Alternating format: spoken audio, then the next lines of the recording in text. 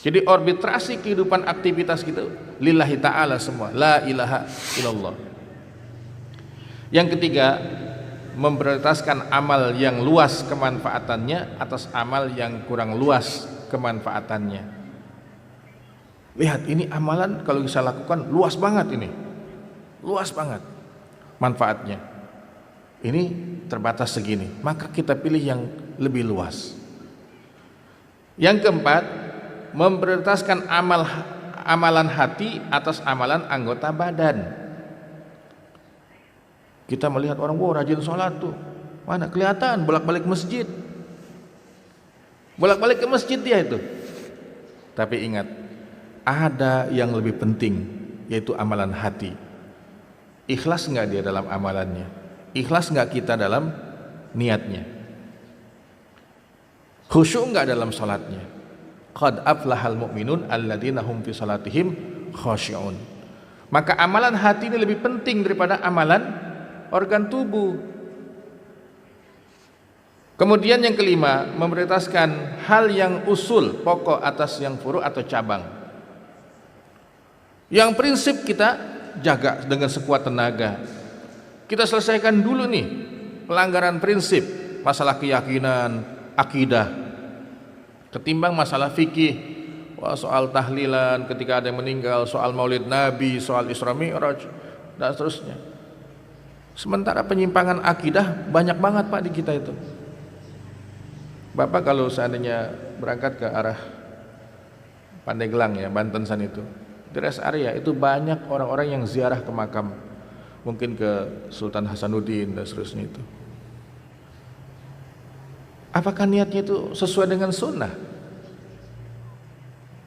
Bisa jadi ini penyimpangan akidah. Ini dulu yang kita benahi, karena masalah pokok, masalah usul ya, prinsip agama. Kemudian yang keenam, memprioritaskan pengerjaan fardu atas sunnah dan nawafil. Yang fardu dulu kita jaga dengan sebaik-baiknya, baru yang sunnah. Jangan mentang-mentang semangat keimanannya kuat, tahajud itu bersusah payah, akhirnya subuhnya ya kesiangan.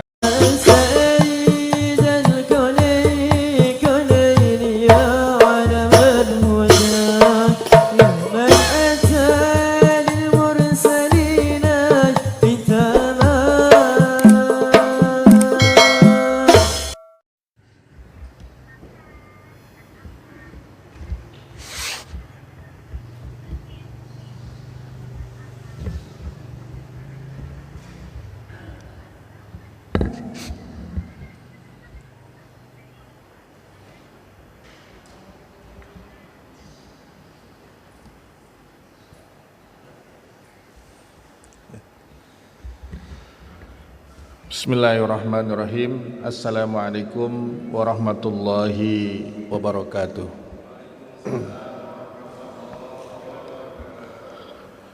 Innal hamdalillah nahmaduhu wa nasta'inuhu wa nastaghfiruhu wa natubu ilaih wa na'udzubillahi minasy syururi anfusina wa min sayyiati a'malina. May yahdihillahu fala mudhillalah wa may yudlilhu fala hadiyalah. Asyhadu an la ilaha illallah wahdahu la syarikalah wa asyhadu anna Muhammadan abduhu wa rasuluhu allazi la nabiyya ba'dah. Rabbi zidni ilma warzuqni fahma. Allahumma alimna mimma jahilna wanfa'na bima 'allamtana birahmatika ya arhamar rahimin. Amin ya rabbal alamin. Wa ba'du. Hadirin sekalian, kaum muslimin jamaah taklim duha, semoga kita berada di tempat ini selalu diberkahi, dilindungi dan diselamatkan oleh Allah Subhanahu wa taala. Alhamdulillah pada pagi ini, sekalipun situasi masih PPKM dan ini hari yang terakhir insyaallah ya Pak, mudah-mudahan tidak diperpanjang lagi, kita masih dalam keadaan sehat walafiat, masih dikasih kesempatan oleh Allah menikmati kehidupan yang masih tersisa. Semoga ketika Allah memanggil kita nanti, kita punya bekal amal soleh yang cukup untuk menjadi syafaat kita di hadapannya. Amin ya rabbal alamin. Salawat dan salam semoga Allah melimpah curahkan kepada kekasihnya Nabi kita Muhammad sallallahu alaihi wasallam, pada keluarga, para sahabat, keturunan dan juga umat beliau hingga akhir zaman. Kajian Saqafah Islamiyah atau wawasan keislaman dengan tema fikih prioritas atau al-aulawiyat. Fikih aulawiyat dan fikih keseimbangan atau fikih al-muwazanah. Kita angkat tema ini sebab ini sangat penting. Memang semua hukum fikih itu bagus, idealis. Karena itu yang membuatnya adalah ulama-ulama yang sangat hebat ilmunya. Bahkan dinamakan dengan istilah mujtahid. Abu Hanifah mujtahid, Imam Malik mujtahid, Imam Syafi'i mujtahid, Imam Ahmad bin Hanbal mujtahid. Bahkan 4 imam ini dinamakan al-mujtahid al-mutlaq. Al-mujtahid al-mutlaq, seorang mujtahid yang independen. Dia tidak pinjam pendapat siapa-siapa. Memang itu hasil pemikirannya, kajiannya, sehingga dinamakan mujtahid mutlak. Kalaupun ada ulama hari ini di bidang fikih, dia sangat ahli, sampai kuliahnya pun ya selesai S3-nya di hukum fikih ya, atau kuliah asy-syariah wal qanun, tetapi tidak mungkin dia menjadi mujtahid yang independen. Pasti dia minjam pendapat Abu Hanifah, pendapat Imam Sarakhsi, Imam Ghazali dan seterusnya. Nah, fikih prioritas ini sangat penting untuk kita ketahui. Sebab ada orang yang sangat fokus dengan ibadah sunnah, tetapi ibadah wajibnya kewalahan, belum istiqomah, belum stabil, dia langsung ya semangat melaksanakan ibadah-ibadah sunnah. Saking semangatnya tahajud jam 2 udah bangun, subuhnya kesiangan. Berarti tidak paham fikih aulawiyat. Jadi mantapkan dulu yang wajib, yang sunnah itu ada di bawahnya. Ya bangunlah mungkin jam 4 atau pukul 4 lewat 15 menit masih bisa tahajud itu. Karena azan subuhnya saat ini jam 4:30 lewat ya. Nah begitulah kalau kita paham fikih aulawiyat dan fikih muwazanah. Secara istilah, fikih adalah satu pemahaman yang dikaruniakan Allah sebagai satu syarat untuk mencapai tahap kesempurnaan kebaikan dan petunjuk. Nabi SAW bersabda dalam hadisnya, "May yuridillahu bihi khairan yufaqihuhu fid din." Siapa yang dikehendaki Allah kebaikan atasnya, maka diberikannya pemahaman terhadap ad-din, agama. Kenapa kita ngaji? Ada kuliah duha, kuliah subuh, kultum ba'da tarawih dan seterusnya itu. Sebab Allah Subhanahu wa taala berjanji kepada hambanya melalui lisan Nabi kita Muhammad SAW dengan hadis ini, "May yuridillahu bihi khairan yufaqihu fid din." Orang yang baik itu dalam Islam adalah yang semakin faham dalam masalah agama. Aulawiyat memahami apa yang paling utama dari beberapa perkara dan aspek pelaksanaannya atau aplikasinya. Contoh hari ini masjid kita masih menjaga jarak dalam sholat, softnya. Ini fikih aulawiyat. Kenapa? Yang dikaitkan dengan keadaan. Ustadz, itu kan ada hadisnya. Setiap imam yang ingin mengimami sholat, dia menatap makmum dan mengatakan sawwu sufufakum wa tarasu. Sawwu ay sawa, luruskan. Tarasu, rapatkan. Kenapa hadis ini tidak bisa kita amalkan hari ini? Sebab inilah kajiannya. Saya dapat ilmu dari seorang syekh ya. Untuk berhadapan dengan taun atau pandemi ini, corona, ada 3 pendekatan. Yang pertama at-tasawwur al-aqdi. persepsi keimanan kita.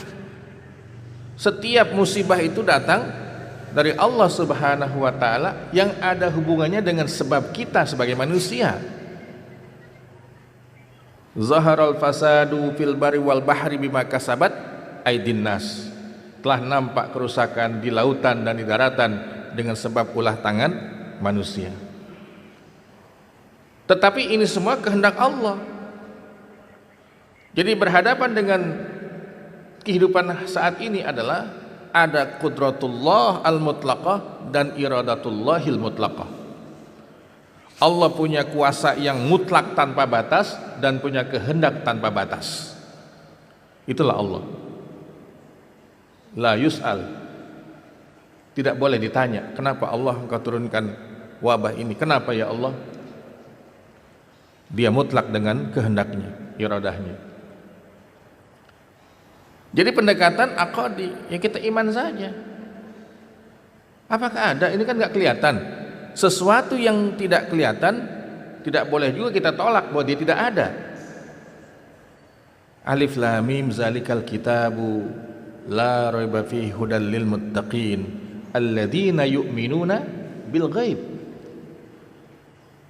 Tanda-tanda orang muttaqin, mukmin yang takwa, beriman terhadap yang gaib, yang tidak dilihat oleh mata. Karena sangat kecil.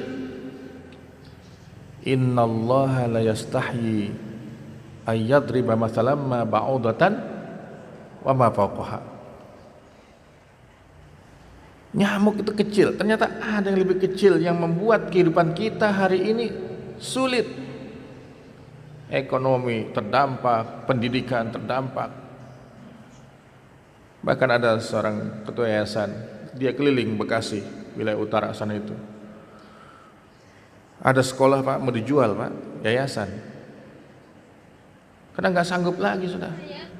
Ini kalau sudah setahun ke depan lagi online, ya orang tua juga protes lah. Masa saya harus full bayaran SPP-nya? Oh, anak saya di rumah melulu, kuota saya nyiapin kan gitu. Hasilnya belum ketahuan. Belum ada kajiannya sistem online ini, bagaimana anak kita menjadi anak yang berilmu dengan cara pendidikan online itu ya. Yang kedua, pendekatan yang namanya al-ilmi, pendekatan ilmiah. Dalam hal ini WHO yang paling berkompeten.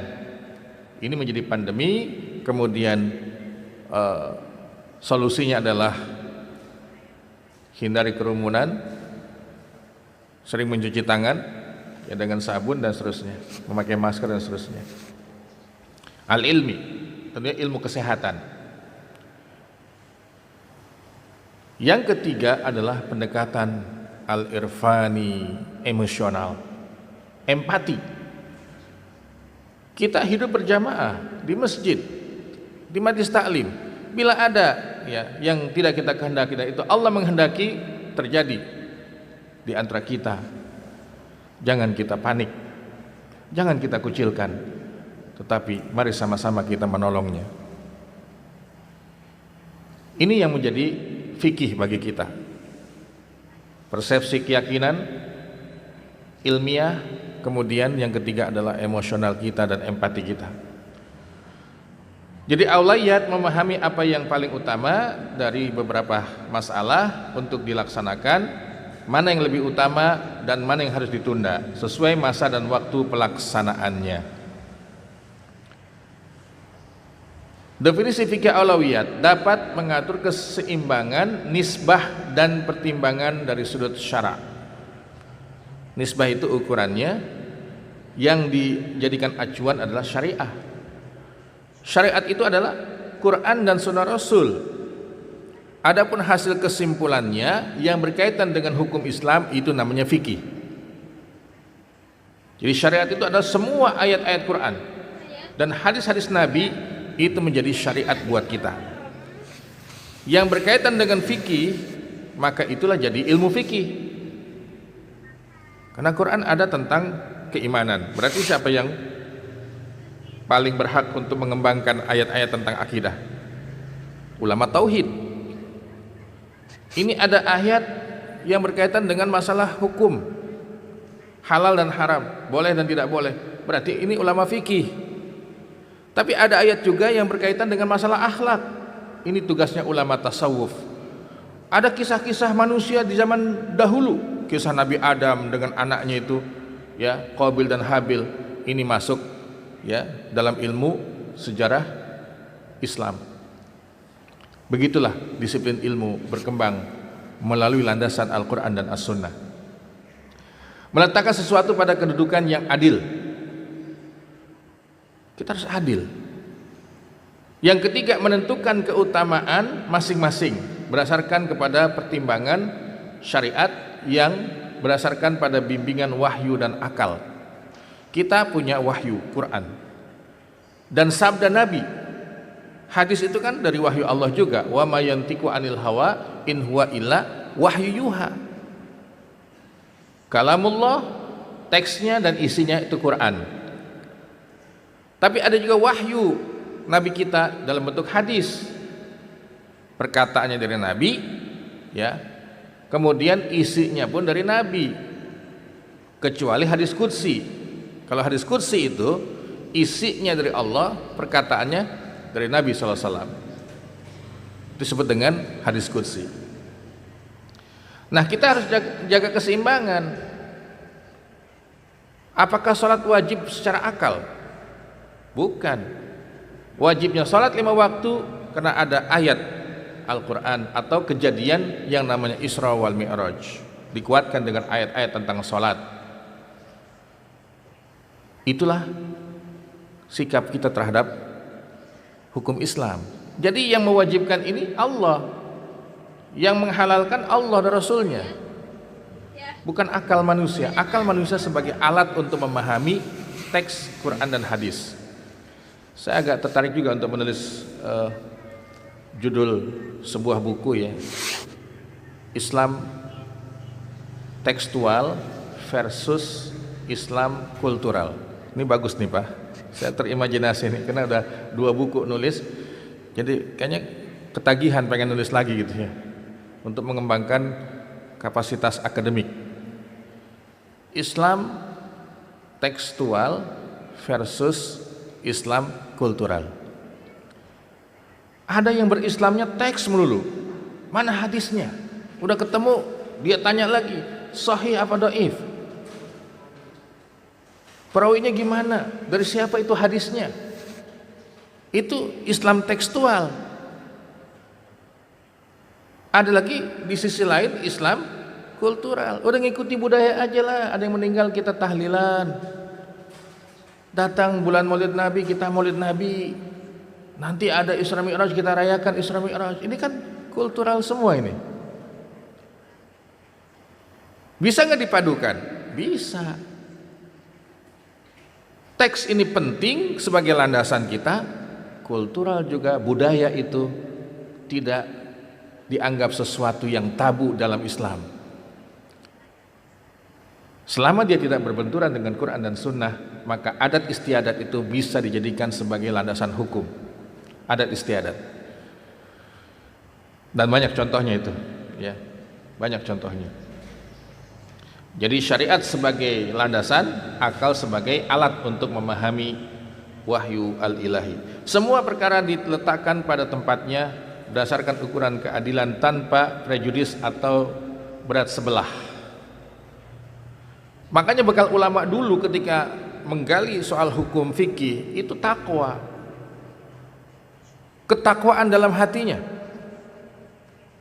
Enggak ada ulama dulu itu berfatwa dengan pesanan, ya Syekh Kiai tolong fatwakan ya begini, nih duitnya nih.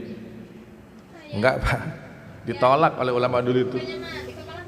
Maka dalam hal ini MUI pun sebagai lembaga fatwa se-Indonesia harus orang-orang yang takwa kepada Allah Subhanahu wa taala.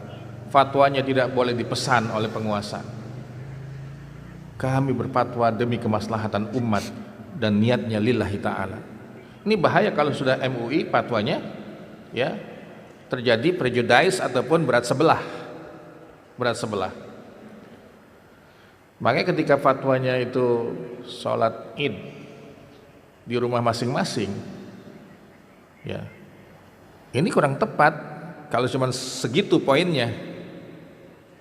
Ketika orang Islam itu di Indonesia berada di zona merah umpamanya.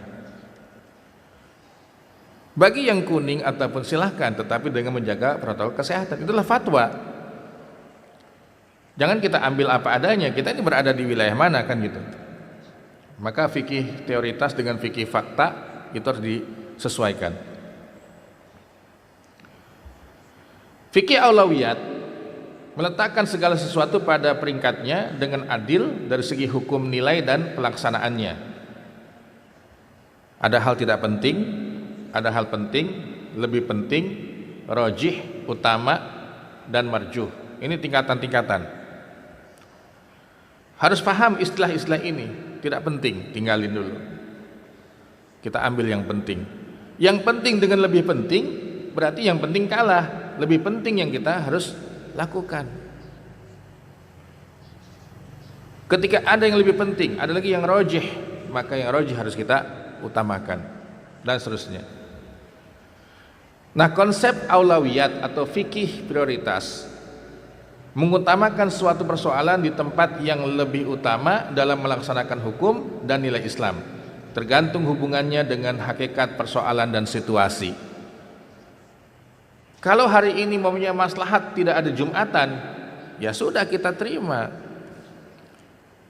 Yang paling penting bukan syiar Islamnya yang ditiadakan, bukan sholatnya yang ditiadakan. Yang menjadi persoalan kaifiyah, tata caranya. Enggak Jumatan, enggak ada masalah, kan memang kondisinya tidak boleh Jumatan, tetapi diganti dengan sholat zuhur kan, seperti itu. Azan, apakah harus dikumandangkan 5 waktu? Dikumandangkan, kan enggak ada yang sholat ke masjid, Ustaz. Ya enggak apa-apa, karena azan itu syiar Islam. Idul Adha itu syiar Islam, nggak boleh dibatalkan. Yang dilakukan adalah pendekatan kaifiyah, tata caranya, tetap sholat tapi di rumah masing-masing. Jadi kita nggak usah apa ya istilahnya, nggak usah gelisah soal masalah ini. Semuanya ada pilihan.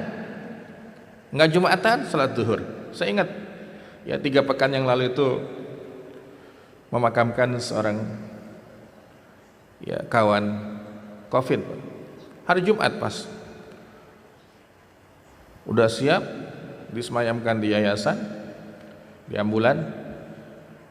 Ini gimana Ustaz? Tanggung Jumat, kita Jumatan dulu. Nggak lama ada yang nelfon, ini ambulan mau dipakai lagi karena ada yang meninggal juga COVID, dan ambulan yang lain nggak mau dipakai, harus khusus itu mobilnya, ambulannya. Saya bilang langsung, saya fatwakan, ayo kita makamkan saat ini. Bagi yang ikut ke pemakaman ke Wanajaya nggak usah sholat Jumat, kalaupun nanti ketinggalan Jumatan kita ganti dengan sholat zuhur, karena ini mobil mau dipakai lagi untuk membawa jenazah COVID yang lain.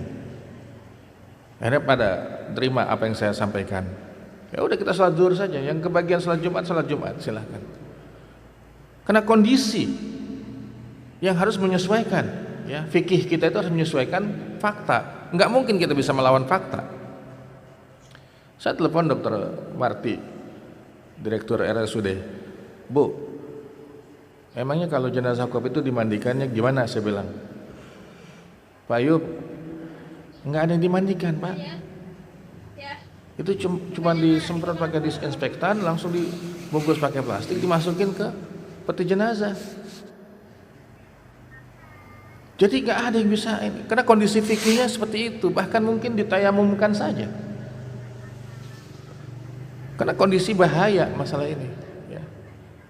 Kalau kita memahami fikih aulawiyat, ya kita terima. Jadi bukan syiar Islam yang dibatalkan, tetapi kaifiyahnya, caranya saja yang harus disesuaikan. Apakah orang yang memberi minuman kepada orang-orang yang mengerjakan haji dan pengurusan Masjidil Haram kamu samakan dengan orang yang beriman kepada Allah dan hari kiamat serta berjihad di jalan Allah? Mereka tidak sama di sisi Allah Subhanahu wa taala. Ini ada pertimbangan dari Allah Subhanahu wa taala. Ditimbang-timbang. yang ngasih minum pada tamu-tamu Allah, dengan yang jihad jalan Allah.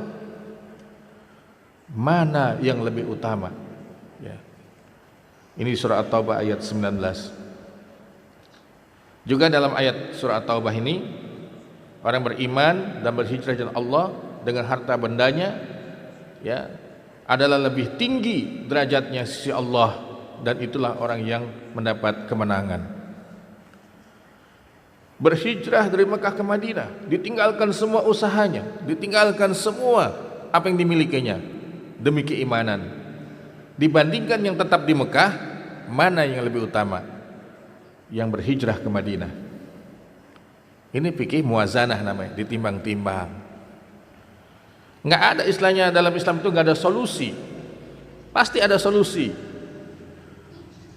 Kami ingat dulu ketika jadi mahasiswa itu kan pas-pasan pergi haji itu, cukup buat beli tiketnya sama living cost di sana. Tapi buat beli dam itu nggak ada duitnya, Pak. Buat beli seekor kambing itu nggak ada dananya. Ada nggak pilihannya? Ada.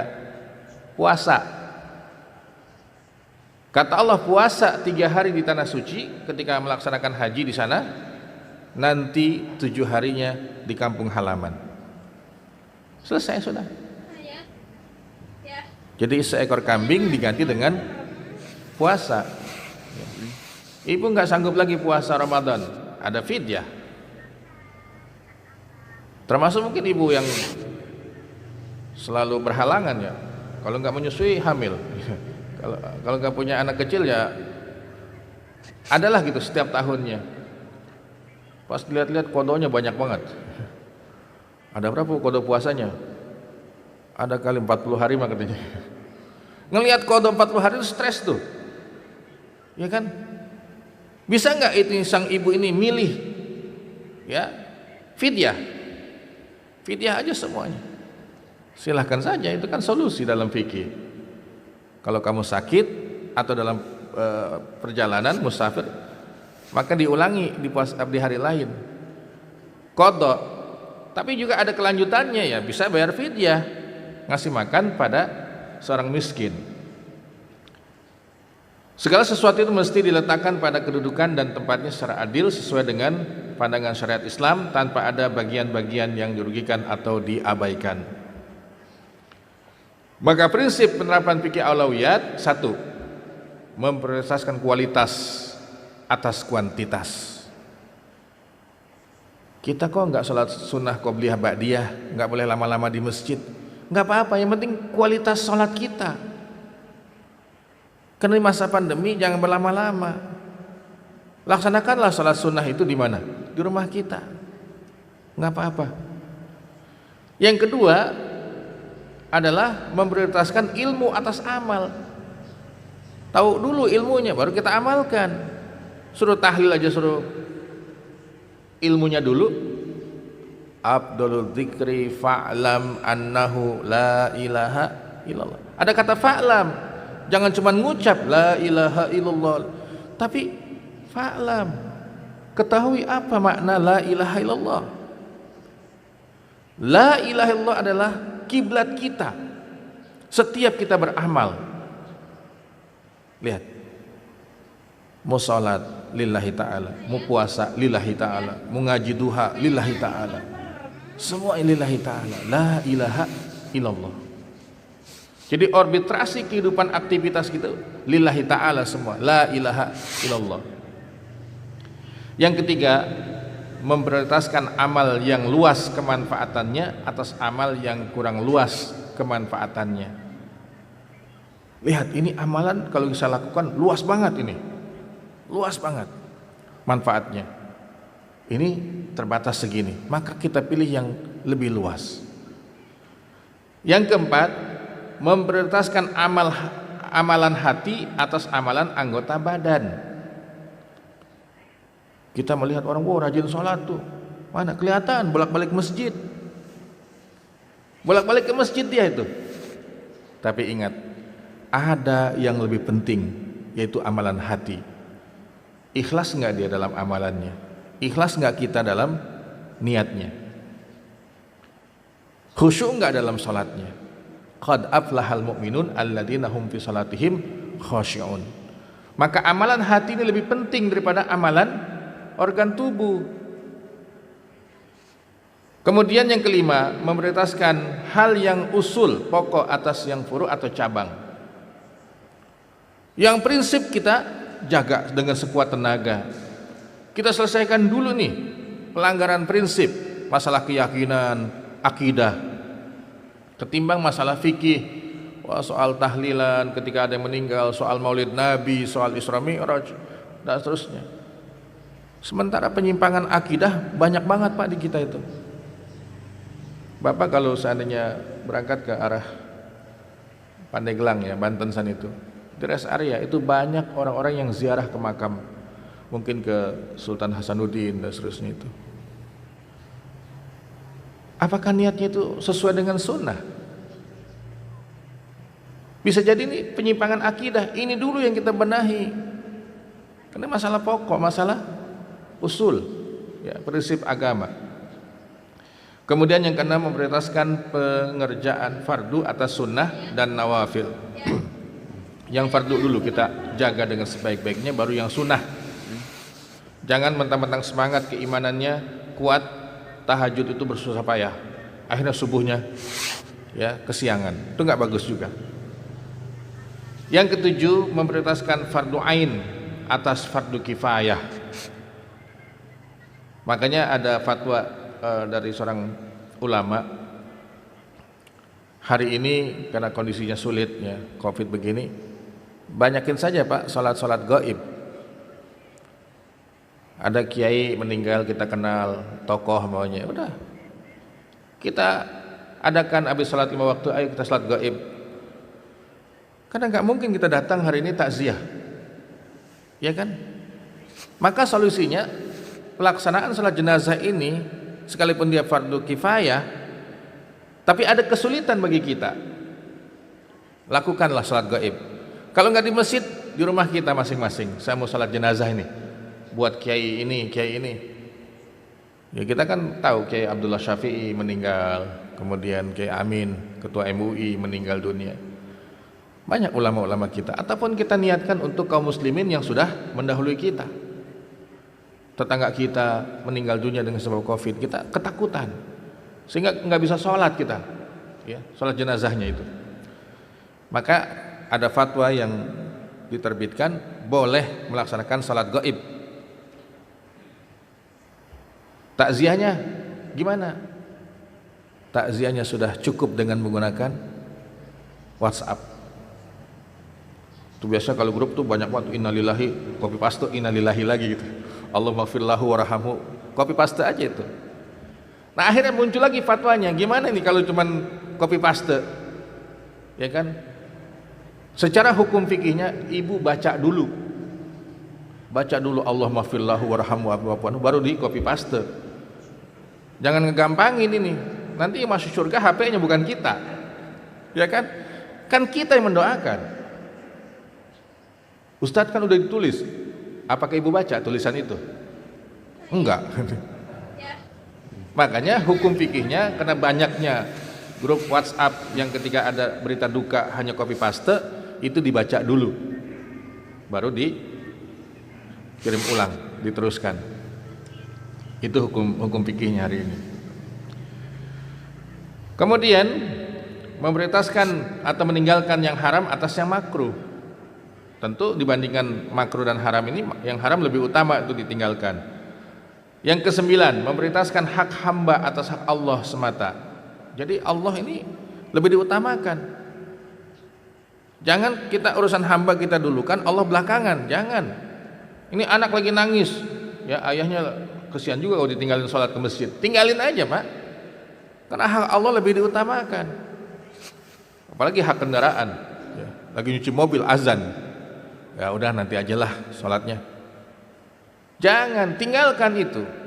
Kita mengutamakan haknya Allah Subhanahu wa taala. Kemudian memprioritaskan hak umat atas hak individu. Yang ke-11, memprioritaskan wala atau loyalitas terhadap umat atas wala kepada kabilah dan individu, suku.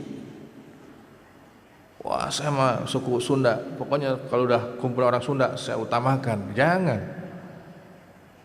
Loyalitas adalah kepada keumatan. Ya. Yang ke-12, memprioritaskan memperbaiki diri kita sebelum orang lain atau sistem. Kita dulu jadi orang soleh. Yang ke-13, memprioritaskan pembinaan atau tarbiyah sebelum jihad. Ada yang nanya ke saya, Ustaz, suami saya ini semangat kalau untuk demo, semangat untuk membela Islam, tapi kalau Jumatan kagak pergi ke masjid. Gimana Ustaz? Ya ini salah. Tarbiyah ubudiyah dulu yang harus diutamakan, baru dia jihad. Jangan sampai semangat membela Islam tapi tidak ada pembinaan dalam kehidupannya. Adapun muwazanah, fikih yang memberikan pertimbangan untuk memilih antara berbagai kemaslahatan dan manfaat dari berbagai kebaikan yang disyariatkan. Ini manfaat, ini manfaat. Mana yang kita pilih? Ya. Ditimbang-timbang, ini fikih muwazanah. Yang kedua, antara berbagai bentuk kerusakan atau madarat dan kejahatan yang dilarang agama. Ini bahaya semua nih. Tapi kita harus milih. Saya sempat diskusi sama orang yang setiap pemilu itu dia tidak ikut milih, golput lah. Saya nggak milih, Ustaz. Kenapa? Nggak ada yang pas. Dari kacamata syariah nggak ada yang pas. Tapi saya bilang antum harus nimbang-nimbang. Nimbang-nimbang. Karena wujud pemimpin dalam Islam itu wajib. Adanya seorang pemimpin itu wajib. Ada ayatnya juga. Ya ayyuhalladzina amanu atiullaha wa atur rasul wa ulil amri minkum. Allah, Rasul dan pemimpin di antara kamu. Gimana kita bisa taat kalau pemimpinnya nggak ada? Ayo coba Bapak Ibu, bupati kita nggak ada. Mau taat ke siapa? Lah nggak ada pemimpinnya. Berarti mewujudkan pemimpin itu wajib, sehingga kita bisa taat. Bisa taat. Di masjid saya itu sejak PPKM tanggal 3 itu ditutup. Nggak ada sholat jamaah, nggak ada Jumatan, tapi azan masih ada. Akhirnya diskusi di grup WhatsApp itu, ada yang mengatakan taatilah pemimpin sekalipun dia itu zalim.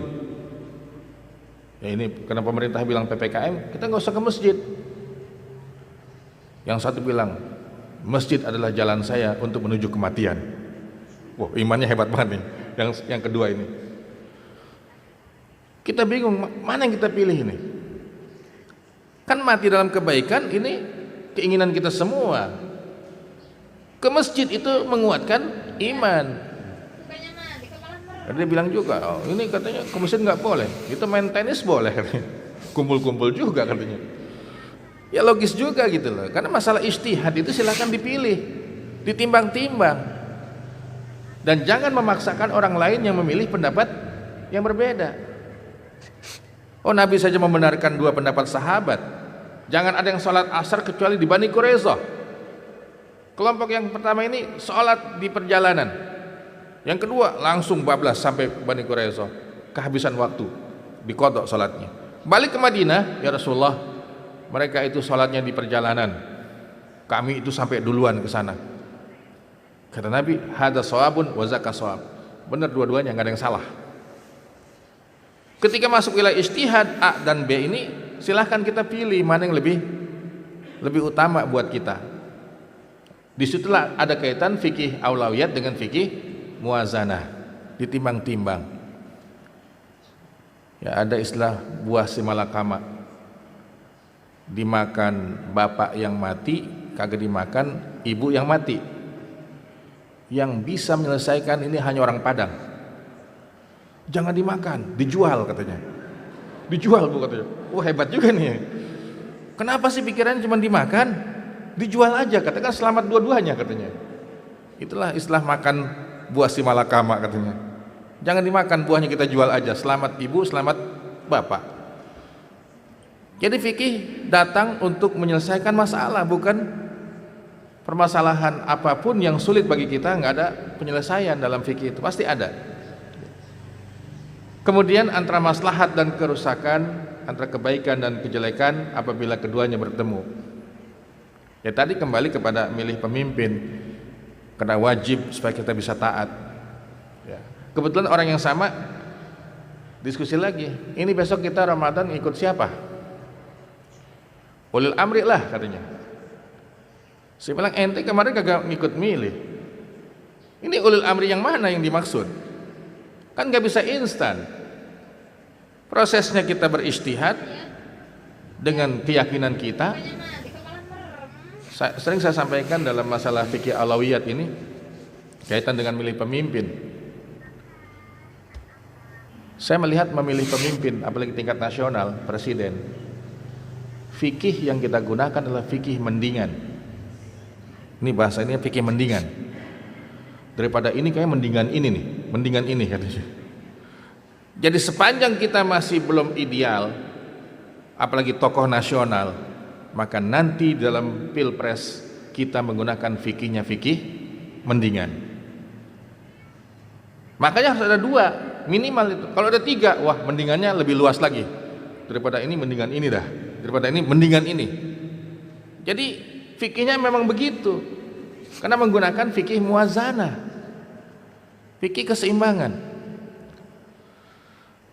Kemudian berapa hal yang hal tentang kemaslahatan nih, adat daruriyat, sesuatu yang kita tidak bisa hidup kecuali dengannya, hajiat, kehidupan yang memungkinkan tanpa dia tapi kurang bagus hidup kita, ada tahsinat, pelengkap, kamaliyat. Rumah tempat tinggal ini masuk wilayah mana Bu? Daruriyat, nggak mungkin kita hidup tanpa tempat tinggal, ya. Kalau hajiat, kelengkapannya, tahsinat, udah terpenuhi kebutuhan yang dua itu di atas, tahsinat baru ngikut. Nggak punya mobil hari ini gampang, naik Gojek gitu ya, naik Grab, gampang sudah. Karena mau beli mobil nggak punya uang, ini kan tahsinat, ya, masih ada angkot dan seterusnya. Daruriyat ini jiwa, keturunan, akal, agama, dan kekayaan, harta benda, itu termasuk ad-daruriyat. Prinsip yang menjadi penerapan fikih muwazanah, pertimbangan untuk memilih antara berbagai kemaslahatan. Sama-sama bagus, tapi harus milih. Sama aja ibu punya calon menantu lebih dari satu, mau pilih yang mana? Ini soleh tapi kismin katanya. Ini kaya tapi kurang soleh. Pilih yang mana Bapak Ibu? Yang kaya dan soleh Ustaz. Kagak ada, ini mah kagak ada. Gitu loh. Kagak ada ini. Nah ini harus sama-sama bagus, cuman mana yang lebih bagus itu yang harus kita pilih. Jadi mendahulukan kepentingan yang sudah pasti atas kepentingan yang masih diduga-duga. Yang udah pasti dulu. Mendahulukan kepentingan jamaah atas kepentingan pribadi. Mendahulukan, jadi kalau ada pohon yang membahayakan di jalan, boleh nggak kita tebang tanpa izin sama yang nanam itu? Boleh, boleh Pak. Apa dalilnya? Ini kepentingan jamaah Pak, orang banyak. Ini bahaya kalau nanti tumbang pohon ini. Itu boleh, karena ada kaidah fikihnya, kemaslahatan umum atau orang banyak lebih diutamakan, ya. Mendahulukan kepentingan jamaah tadi ya. Kemudian mendahulukan kepentingan yang banyak atas kepentingan yang sedikit. Mendahulukan kepentingan inti dan fundamental atas kepentingan yang bersifat formalitas dan tidak penting. Mendahulukan kepentingan masa depan yang kuat atas kepentingan kekinian yang lemah, ya. Pertimbangan untuk memilih antara berbagai kemadharatan, tidak ada bahaya dan tidak boleh membahayakan. Ini kaidah sangat tepat terhadap kondisi Covid ini. Sehingga ada iklan, maskerku menjagamu gitu ya. Nah ini kan Kaidah ini yang dalam fikihnya, la dharar wala dirar. Tidak boleh membahayakan diri kita ataupun orang lain dan seterusnya, ya. Suatu bahaya tidak boleh disingkirkan dengan bahaya yang lain. Covid ini bahaya, ternyata di vaksinnya, vaksin yang berbahaya lagi gitu loh. Masalah halal haramnya juga tidak jelas, ya, dari aspek yang diharamkan secara agama kita.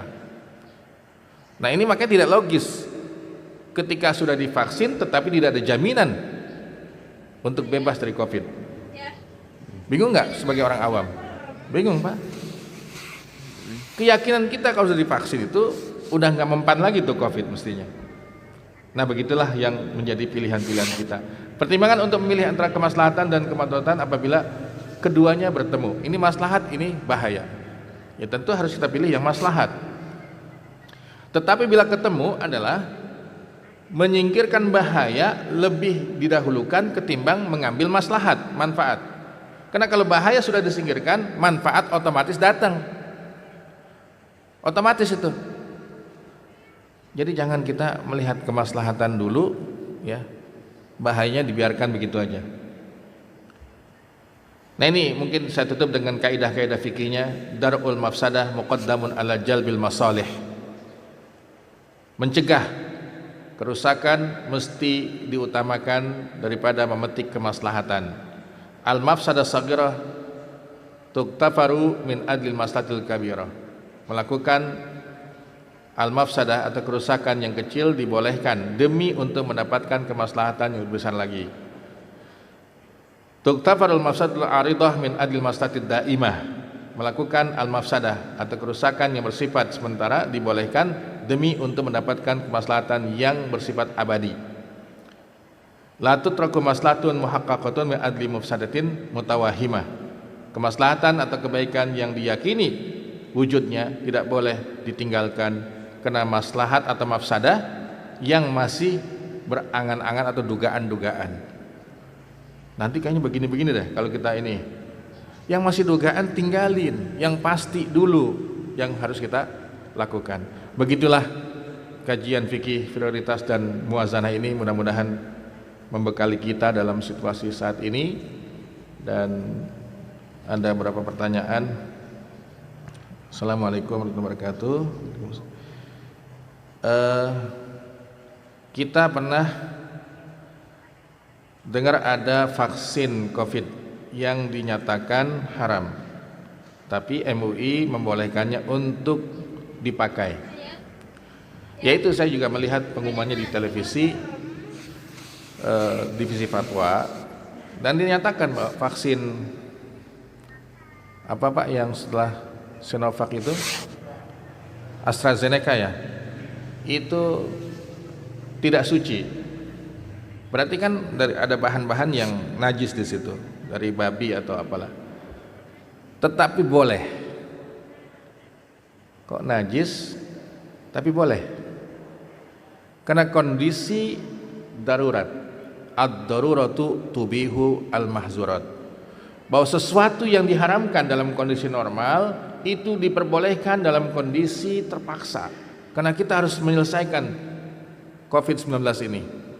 Maka datanglah vaksin yang tadi katanya dianggap tidak halal, tapi boleh untuk dipakai. Ya tentu MUI punya pertimbangan. Karena kita bukan negara yang memproduksi vaksin. Bahkan vaksin yang namanya vaksin Nusantara, vaksin apa lagi Pak? Itu kan pas masuk BPOM ditolak. Akhirnya kita bergantung kepada negara yang memproduksi vaksin. Ya kalau negara maju kan mahal, udahlah yang dekat aja gitu, murah meriah gitu. Ya mau nggak mau kita harus vaksin. Kalau saya dari awal ya tidak ragu karena ini maslahat, salah satu